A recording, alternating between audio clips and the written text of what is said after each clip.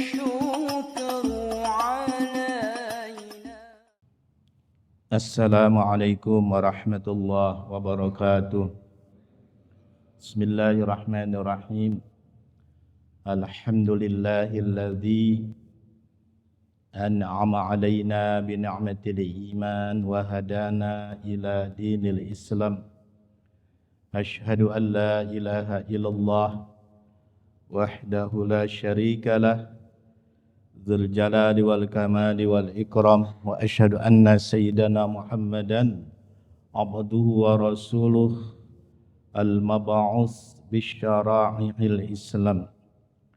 Allahumma salli wa sallim wa barik ala sayyidina wa maulana Muhammadin wa ala alihi wa ashabihi al-kiram. Amma ba'd. Faqala Allah Ta'ala azza wa jalla fi kitabihil karim wa huwa asdaqul qailin. A'udzu billahi minasy syaithanir rajim. Bismillahirrahmanirrahim. In ahsantum ahsantum li anfusikum wa in asa'tum falaha. Al-ayah. Sadaqallahul azim. Hadratal muhtaramin, para alim ulama, para kiai, para asatidz, para guru, segenap pengurus dan para pengurus yang lain yang saya tidak sebutkan satu persatu namanya, namun tidak mengurangi ta'zim dan ihtiraman pribadi saya. Para tokoh dan sesepuh masyarakat, bapak-bapak, ibu-ibu, hadirin hadirat jamaah yang mudah-mudahan di waktu subuh ini diberikan sehat walafiat, diberikan panjang umur, sukses selalu dalam meraih rezeki yang halal, terhindar dari segala macam musibah, dirahmati dan dimuliakan oleh Allah Subhanahu wa ta'ala. Sebelum kita lanjutkan kajian kitab Tijanut Darari yang sempat kita istirahat karena hadirnya bulan suci Ramadan dan Idul Fitri. Kini kita akan lanjutkan, namun sebelumnya kita awali sebagai tabarukan. Ila hadratin Nabi Mustafa Rasulullah sallallahu alaihi wasallam wa alihi wa azwajihi wa dzurriyyatihi wa ahli baitil kiram. Summa ila hadrati sayyidina wa maulana Syekh Abdul Qadir Al-Jailani qaddasallahu sirrah.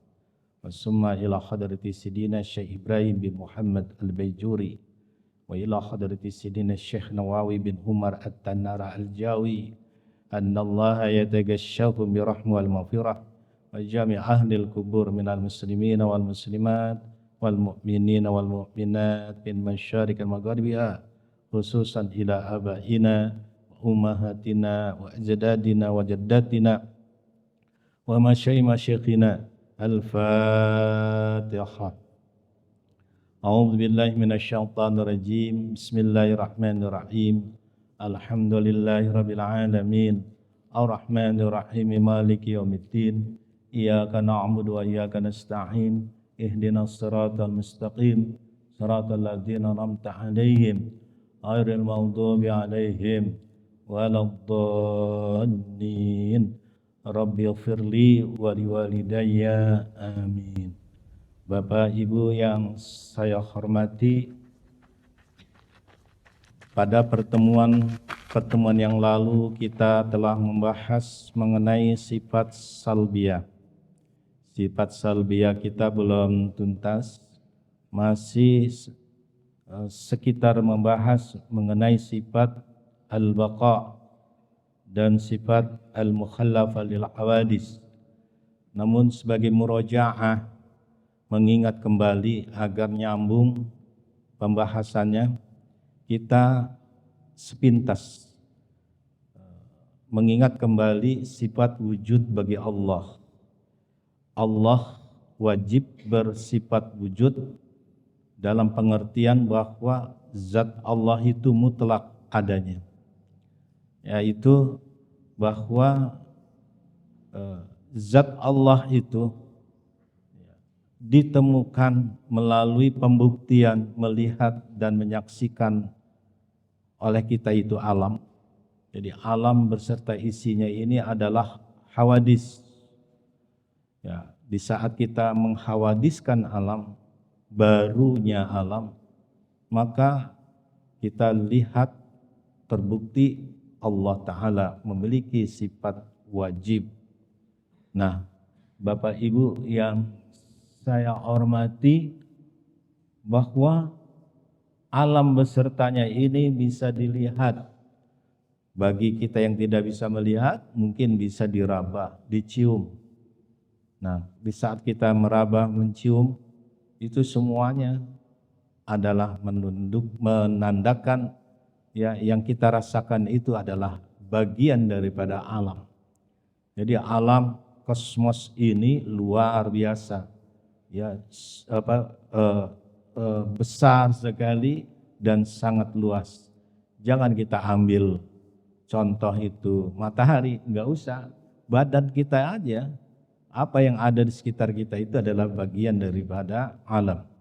Jadi alam ini yatakawwan minal ajram wal a'rad wal alwan. Jadi alam itu adalah terdiri dari jirim-jirim, arad-arad dan warna-warna. Nah, di saat kita saksikan melihat warna, melihat jirim itu benda. Ya, ada kalanya benda berupa benda gas, benda cair, benda jamat, benda mati, benda tumbuh-tumbuhan, itu semuanya adalah disebut dengan jirim. Nah, jirim ini nggak bisa lepas dari arad. Arad itu gerak dan diam. Jadi di saat kita melihat gerak pasti ada bendanya. Nggak mungkin gerak berpisah dari bendanya. Yang namanya gerak pasti ada bendanya. Ya, gerak itu diam atau gerak itu menandakan bahwa semuanya itu adalah jirim. Allah Subhanahu wa taala bukan jirim, bukan gerak, bukan diam, bukan warna. Maka sangat mustahil apabila ada orang yang mengatakan saya berjumpa dengan Tuhan tiap malam, jalan-jalan sama Tuhan saya ke langit. Ini Masya Allah, ini orang sudah dusta banget. Ya, kenapa? Karena Allah Ta'ala bukan jirim, bukan arad, bukan benda. Nah, untuk itu ya, dipahami sekali lagi bahwa Allah adalah wajibul wujud, pasti adanya. Nah, di saat menentukan pasti adanya, baru kita bisa melihat sifat-sifat yang lain. Kita bisa membahas sifat-sifat yang lain. Yang pertama itu adalah tentukan dulu adanya. Kita bisa menyebut Allah yang Maha Rahman, Allah yang Rahim, Allah berkehendak, Allah berkuasa. Misal, ya dalam zikir, Ya Hayyu Ya Qayyum, bi rahmatika astaghits. Dalam zikir subhanallah walhamdulillah wala ilaha illallah wallahu akbar. Dalam zikir astagfirullahal azim. Dalam zikir banyak zikir yang kita sebut tiap hari, namun kita harus yakin yang kita zikirkan ini yaitu Allah pasti adanya. Jadi akan tidak bermanfaat manakala kita menyebut nama Allah, tetapi kita belum memastikan atau menentukan adanya dulu. Jadi di awal, ada ini adalah di awal. Misal kita bahas Ustadz Haji Dedi misalkan. Dengan segala sifat-sifat yang kita kagumi.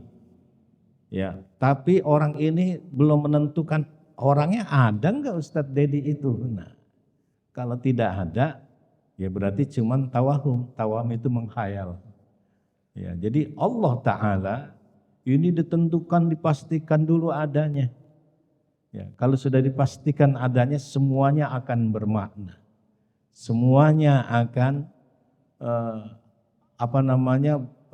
menjurus bulat pemahamannya tentang jati diri Allah Subhanahu wa taala. Nah, Setelah itu adanya Allah ini bako. Ya, adanya Allah ini kidam. Kidam artinya la awwala li wujudihi. Saya murajaah ini mengulang supaya nyambung ya. Nah, Allah itu la awwala li wujudihi.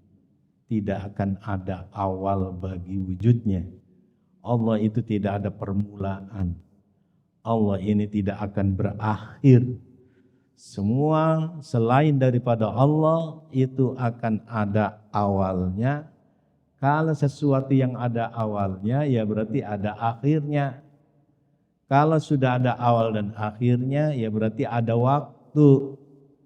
Allah tidak terkena waktu. Diri kitalah yang punya waktu yang terkena waktu. Kalau sesuatu yang terkena waktu, berarti dirinya adalah benda jirim. Kalau yang namanya jirim, ya berarti dia ada gerak, ada diam. Kalau yang namanya jirim berarti berwarna, apa putih, merah, dan sebagainya.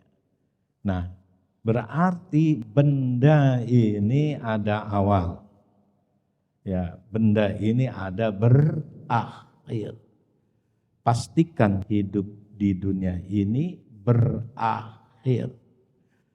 Ya, berarti kita tidak selama-lamanya hidup di dunia Bapak Ibu. Ya, ulama-ulama yang terdahulu misalkan dari kalangan fuqaha, Imam Syafi'i radhiyallahu an, itu usianya sampai 53 tahun. Iya. Ustadz Dedi lebih dari 53 tahun. Saya pun lebih daripada 53 tahun. Imam Syafi'i itu hidup di dunia cuma 53 tahun. Nah, meninggalnya sudah 800 tahun.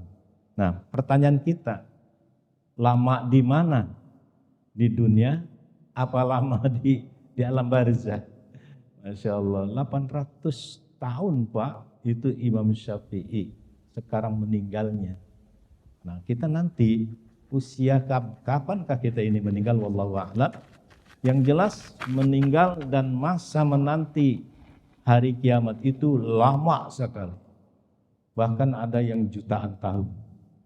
Ya, nah ngapain aja kita di alam barzah di sana? Selama ratusan tahun, selama ribuan tahun ngapain aja coba? Cuma dua dapatnya. Apa dua itu Ibu, Bapak? Siksa, nikmat. Itu aja. Siksa, nikmat.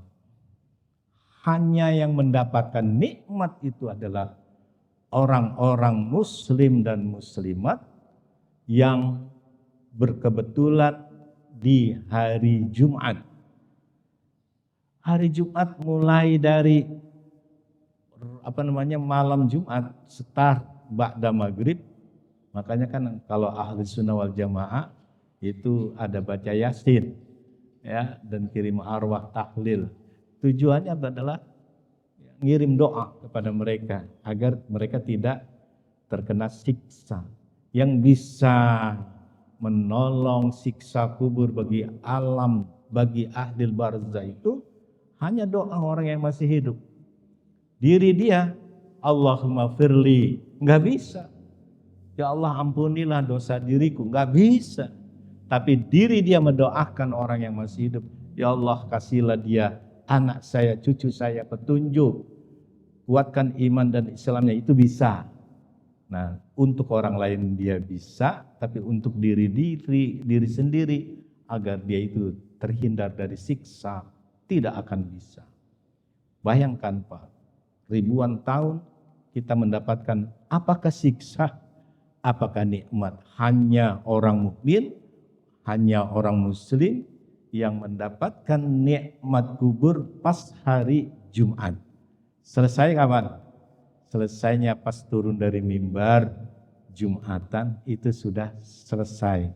Kembali lagi ke tempat semula. Masya Allah. Ya, maka rugi kalau kita ini menyia-nyiakan waktu untuk tidak beribadah, tidak meraih ilmu bekal akhirat itu sangat rugi. Antara sekian unggul ilmu akhirat yang dapat menyelamatkan diri kita adalah kita belajar tauhid, belajar akidah.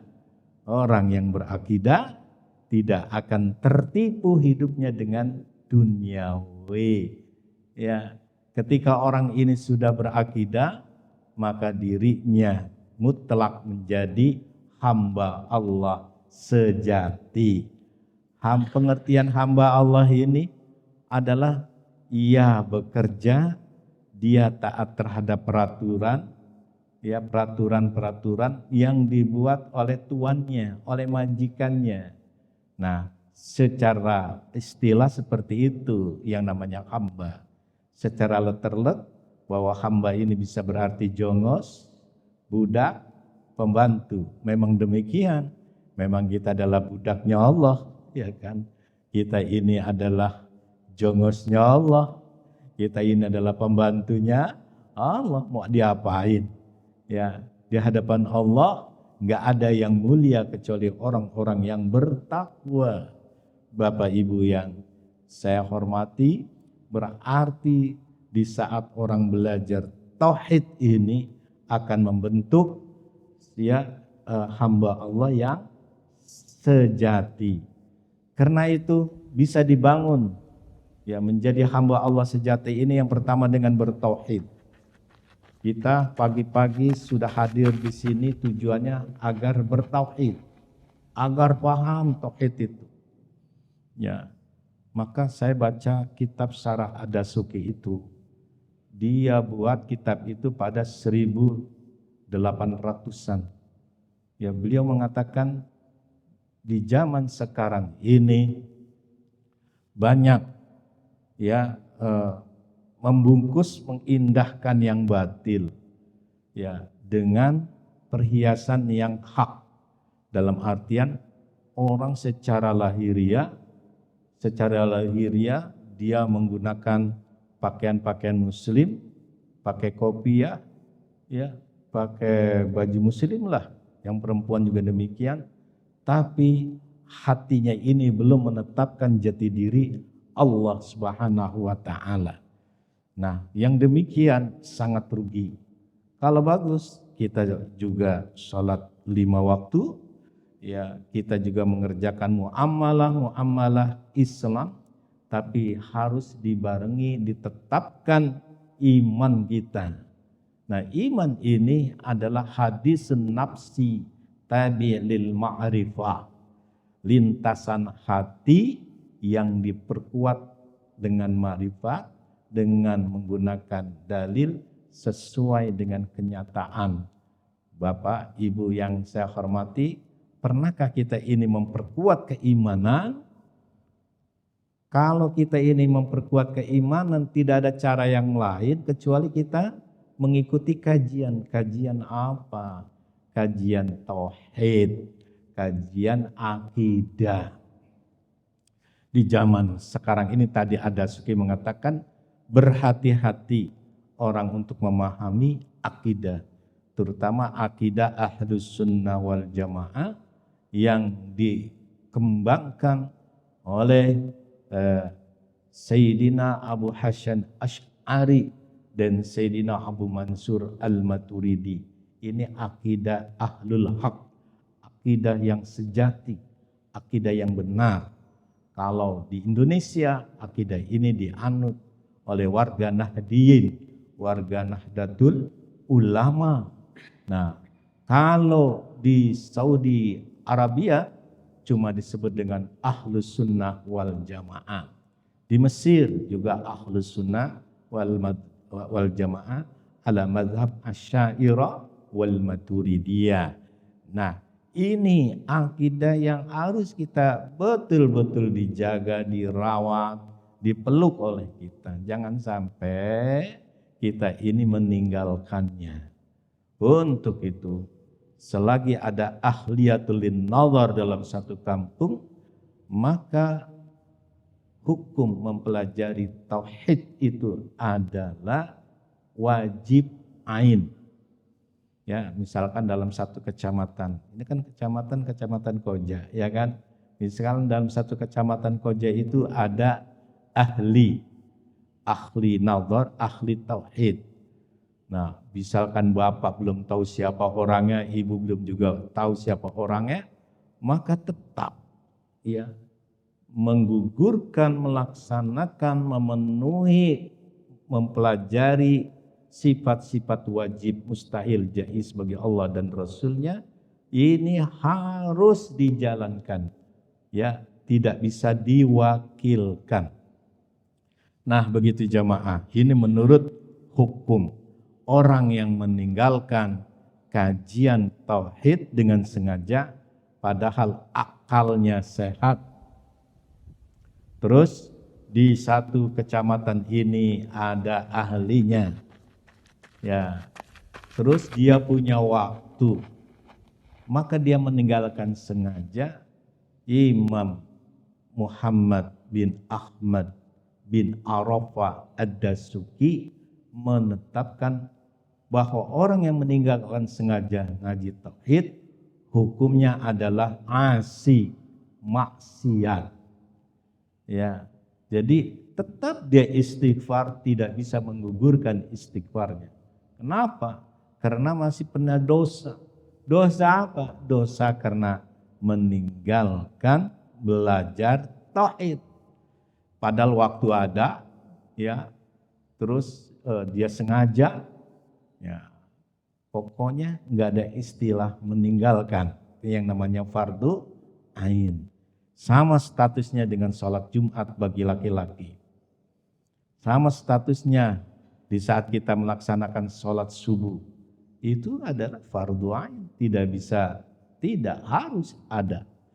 Nah, ini ya, karena itu ketika orang ini sudah mengenal hukum bahwa ngaji tauhid ini adalah fardu ain, dia belajar, termotivasi, dia menguasai pemahaman sifat-sifat Allah, maka dia layak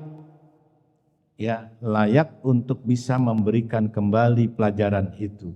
Dalam artian apabila Bapak Ibu sudah dapat memahami ya sifat-sifat Allah, Ibu Bapak berkewajiban memberi tahu lagi kepada orang yang belum belajar. Nah, seperti itu ya. Jadi jamaah Bapak Ibu, ketika orang ini sudah memahami sifat-sifat Allah, maka dirinya dinyatakan adalah hawadis. Dirinya adalah muftaqir, butuh kepada Allah. Bahwa dirinya ini dikendalikan oleh Allah. Nah, sepenuhnya dia menyerah diri kepada Allah, tidak akan ada orang yang dapat menyerahkan diri sepenuhnya kecuali telah bertauhid. Ketika dia menyerahkan diri sepenuhnya kepada Allah, ini yang disebut dengan Abdullah, yaitu hamba Allah. Barulah muncul bersikap ridha. Apa itu ridha? Jadi bagaimana untuk membangun kembali hamba Allah sejati ini? Ya, yang pertama bertauhid dan ridha. Ridha ini gak bakal bisa kita miliki kecuali kita paham tauhid, paham keimanan. Nah, di saat orang memiliki sifat ridha, hatinya ini selalu gembira dan bahagia. Bahagia bukan berarti dia memiliki materi dan jabatan. Bahagia di saat dia sudah melaksanakan perintah, menjauhi larangan. Saat itu dia paham apa yang telah ditentukan oleh Allah Subhanahu wa taala. Paling susah orang memiliki sikap ridho ini, paling susah. Enggak gampang Bapak Ibu. Ya, sebagai contoh, kita ini sudah mengeluarkan modal, yang mengeluarkan modal begitu banyak untuk usaha kita, untuk bisnis kita. Harapannya untung, harapannya berhasil. Ternyata apa yang terjadi Ibu Bapak? Yang terjadi justru mengalami kerugian yang sangat besar sekali. Nah, Bagaimana sikap kita di saat dikasih kesulitan seperti itu? Banyak orang yang saat itu adalah berburuk sangka dengan Allah. Kenapa berburuk sangka dengan Allah? Karena ta'aluk hatinya ini kepada benda. Ta'aluk hatinya ini terkait dengan kemewahan-kemewahan dunia, ya Allah. Nah, di saat orang bersuuzon, berburuk sangka dengan Allah, maka ulama ya mengklaimnya bahwa orang itu adalah sebodoh-bodohnya makhluk. Jangan sampai Pak, kita ini diklaim oleh Allah sejahil-jahilnya makhluk. Nah, apabila kita ini menyadari bahwa semuanya itu adalah keputusan Allah, ini yang disebut dengan ridha. Nah, gitu ya. Terus bagaimana lagi apabila kita ini sudah memahami sifat-sifat Allah? Maka syarat berikutnya untuk membentuk hamba sejati ini adalah memahami bahwa segala apa yang telah dimiliki oleh kita merupakan amanah. Amanah itu adalah titipan Allah. Di dalam Al-Quran surah Al-Ahzab ayat 72 Allah Ta'ala berfirman, Inna aradnal amanata ala samawati wal ardi wal jibali fa abayna ayyahmilnaha wa asfaqna minha wa hamalahal insan innahu kana zaluman jahula. Al-ayat. Ini surat Al-Ahzab ayat 72. Apa ya yang kita pahami dari amanah ini? Sesungguhnya Allah ya telah menyerahkan amanat itu kepada langit, kepada bumi, kepada gunung. Fa'abaina ayyahmilnaha. Apa? Fa'abaina. Mereka langit, bumi, dan gunung ini menolak untuk memikul amanah. Wa asfaqna minha. Khawatir mereka tidak bisa melaksanakan amanat itu. Jadi amanat ini berat banget ya. Nah, diam-diam kita ini punya amanah. Amanah apa coba? Ya, amanah apabila kita ini nimbrung sama anak istri, di situ lihat amanahnya apa? Mendidik, membina istri, ya. Terus mendidik, membina anak-anak. Memberi nafkah kepada istri, memberi nafkah kepada anak-anak, dan membinanya itu sebuah amanah yang diemban oleh kita. Ketika kita ini bekerja di kantor, berarti kita ini punya amanah. Amanah apa? Amanah pekerjaan yang harus dilaksanakan. Mengikuti peraturan-peraturan kantor, mengikuti peraturan pranata sosial, manajemennya bagaimana. Itu adalah amanah. Di saat kita ini dipercaya oleh masyarakat, diangkat jadi RT, diangkat jadi RW. RT, RW itu adalah amanah yang harus betul-betul ya dijaga amanah itu.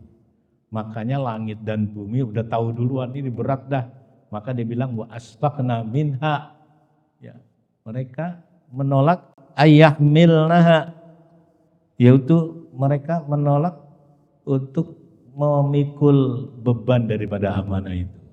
Wa hamalahal insan.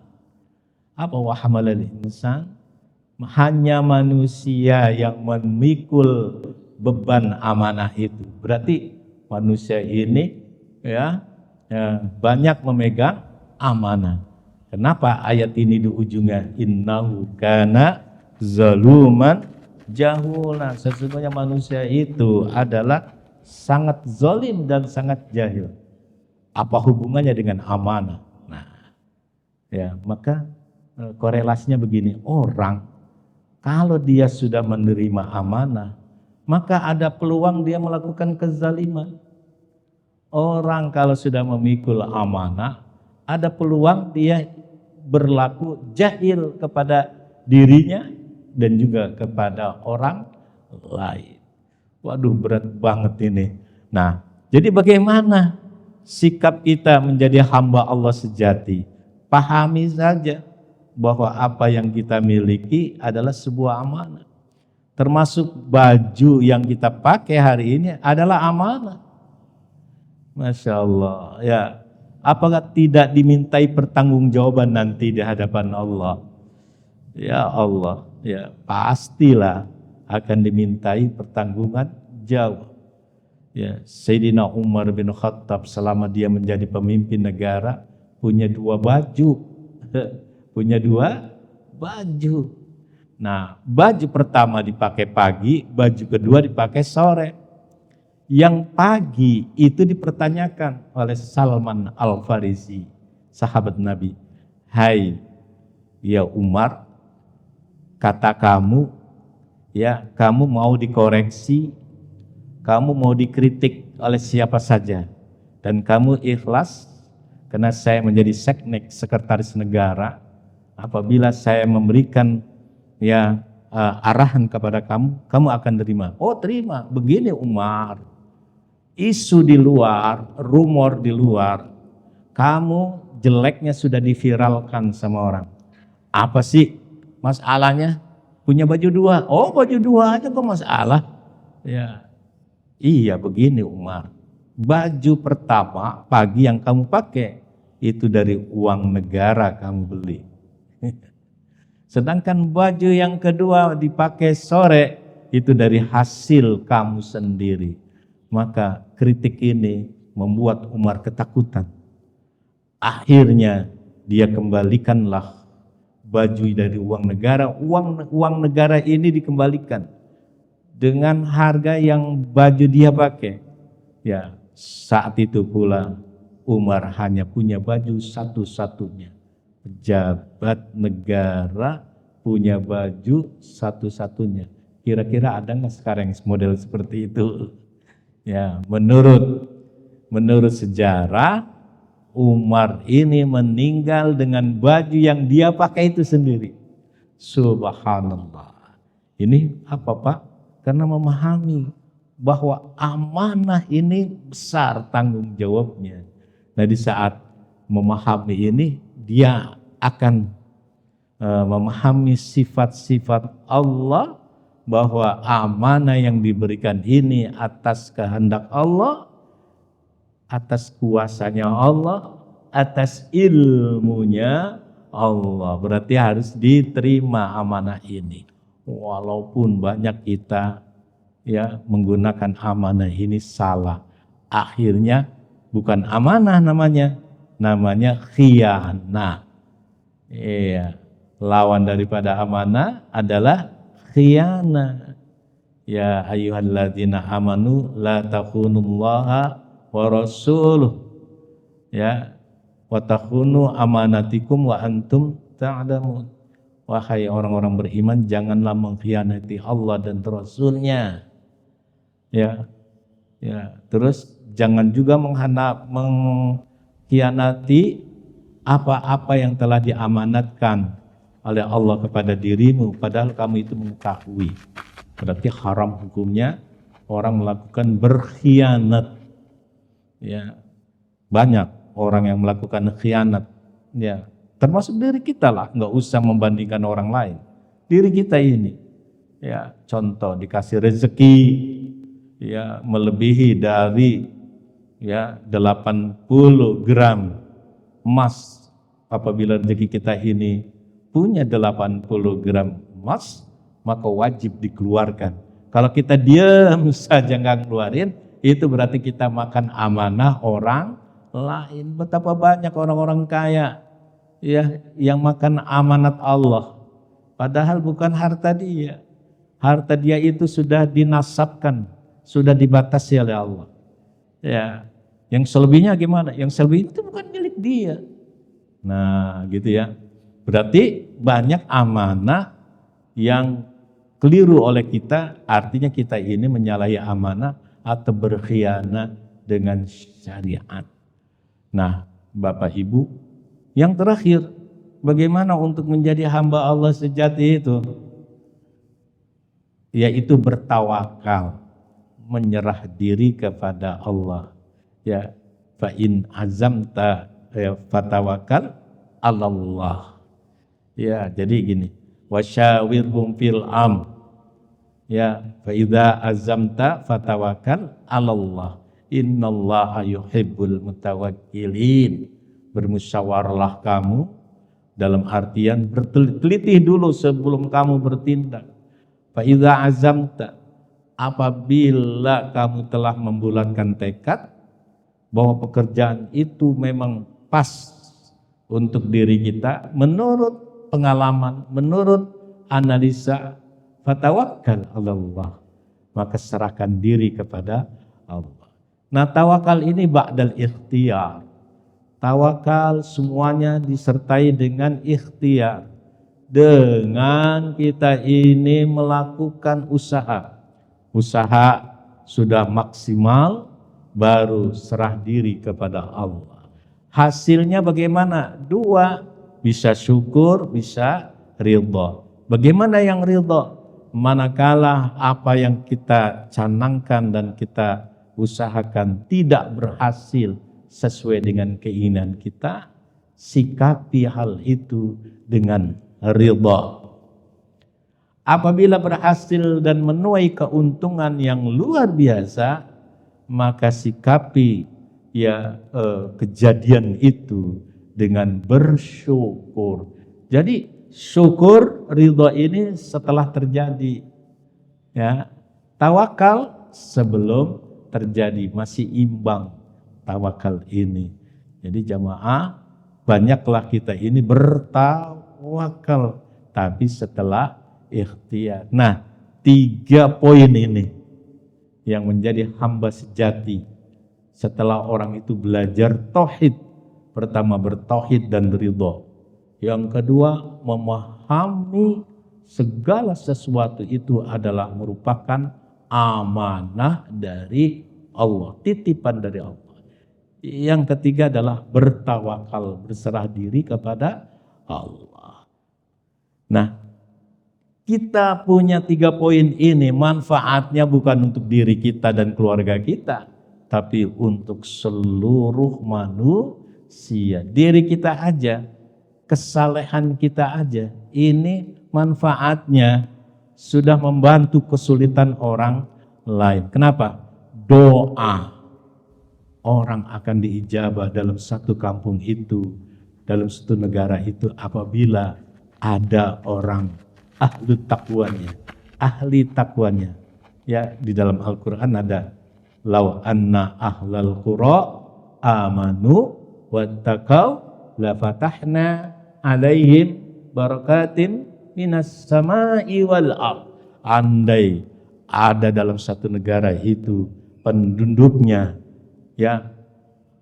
bertakwa dan beriman, maka akan kami turunkan, kata Allah, keberkahan. Luar biasa. Ternyata ini real. Ayat ini real. Kejadiannya di mana? Bisa dibuktikan ketika Umar bin Abdul Aziz diangkat menjadi kepala negara pada saat itu. Di pelosok-pelosok desa belum tahu bahwa negara itu sudah ganti pemimpin.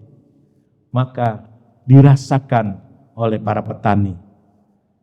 Pada saat itu begitu Umar bin Abdul Aziz menjadi kepala negara, dirasakan nikmat keberkahannya oleh orang banyak.